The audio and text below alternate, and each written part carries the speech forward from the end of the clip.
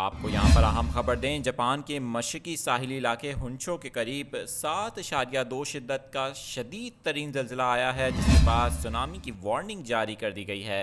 آپ کو بتا رہے ہیں جاپان کے سرکاری میڈیا کے مطابق جاپان کے معیاری وقت کے مطابق ہفتے کی شام 6:09 پر شمال مشرقی جاپان میں 7.2 شدت کا زلزلہ آیا ہے۔ اس وقت آپ اپنی اسکرین پر یہ مناظر دیکھ سکتے ہیں، جس وقت زلزلہ آیا تو اس وقت کے مناظر ہیں۔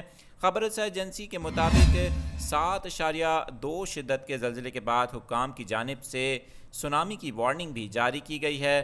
آپ کو بتائیں کہ فوری طور پر کسی جانی نقصان کی اطلاع نہیں ملی، تاہم متاثرہ علاقے میں بجلی کی فراہمی منقطع ہو گئی ہے۔ مقامی میڈیا رپورٹس میں بتایا جا رہا ہے کہ سونامی کے خطرے کے پیش نظر ایک ساحلی علاقے کے قریب واقع تقریباً 2500 کے قریب گھروں میں مشتمل آبادی کو خالی کرانے کی ہدایت جاری کی گئی ہیں۔ زلزلے کے جھٹکے دارالحکومت ٹوکیو میں بھی محسوس کیے گئے، جہاں پر اس کی شدت ریکٹر اسکیل پر 3 ریکارڈ کی گئی ہے۔